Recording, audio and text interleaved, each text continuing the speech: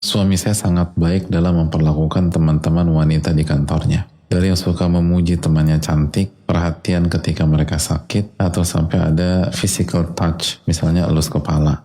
Tapi sudah 6 bulan terakhir sikap suami dingin ke saya. Berapa kali dia juga tidur di sofa dengan alasan ketiduran, sampai 2 minggu kami pisah kamar. Alasan dia karena lagi mau sendiri dan lagi capek. Dan sekarang dia mengembalikan saya ke orang tua saya. Karena dia marah ketika tahu saya mencari jawaban ke teman kantornya atas sikap dingin dia selama 6 bulan. Dia merasa saya telah membuka aib dia. Padahal niat saya hanya mencari jawaban. Saat itu dia bilang, kamu bukan istri saya lagi, jangan panggil saya mas. Nyesel saya nikahi kamu dan nafkahin kamu. Tapi di dalam hati saya yang paling dalam, saya masih berharap dia mendapatkan hidayah. Di sisi lain suami saya pun semakin jauh dari Allah selama 6 bulan itu. Saya harus bagaimana Ustaz?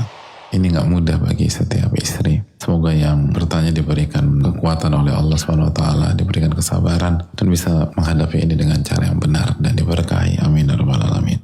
Yang pertama, ucapan kamu bukan istri saya lagi, jangan panggil saya mas, nyesel. Jika diucapkan dengan kesadaran, artinya tidak kehilangan kesadaran, lalu niatnya talak, maka ini bisa jatuh talak. Yang kedua, memang walaupun misalnya suami kita salah, tapi cara kita merespon ibu-ibu sekalian, kita juga harus memperhatikan sisi DNA kepemimpinan laki-laki. Karena Allah mengatakan di dalam diri laki-laki ada DNA kepemimpinan, ada DNA leadership. Ar-rijalu qawwamuna 'alan nisa. Laki-laki itu pemimpin bagi wanita. Salah satu sisi kepemimpinan adalah pemimpin itu nggak diinvestigasi. Walaupun niat kita baik dan nggak ada maksud yang buruk-buruk ya. Tapi itulah kayak kita pemimpin di kantor. Kalau ada pihak yang menginvestigasi kita, kira-kira kita marah nggak?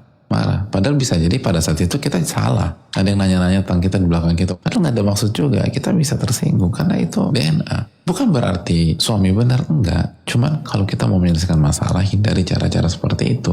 Ada cara-cara lain yang lebih bijak. Makanya kan ini responnya kan benar-benar meledak. Padahal akar masalahnya di suami misalnya. Jadi yang harus dilakukan Allah Ta'ala alam, pertama istighfar kepada Allah. Lalu taubat-taubatan nasuha kepada Allah. Tapi kan dalam kasus ini suami yang salah. Ya jika memang yang terjadi seperti yang disampaikan, akar masalahnya suami. Tapi jelas secara umum Allah perintahkan kita untuk selalu bertobat dan beristighfar. Dan tobat dan istighfar adalah salah satu faktor menyelesaikan masalah yang selalu ampuh dari dulu sampai sekarang. Dan kalaupun kita tidak salah di kasus ini, bisa jadi di waktu yang sama kita salah di kasus-kasus yang lain. Dan belum tentu ada hubungannya dengan suami. Bisa jadi kalau sama suami kita nggak ada isu sama sekali, tapi sama Allah misalnya kita lalai gitu loh. Ya istighfar, taubat. Intinya istighfar dan taubat nggak pernah rugi, nggak pernah salah dalam memilih keputusan itu gitu loh. Jadi perbanyak istighfar dan taubat. Lalu juga mari sama-sama minta maaf atas kesalahan. Suami minta maaf dan istri minta maaf. Lalu ajak kita kembali kepada Allah Subhanahu wa Ta'ala.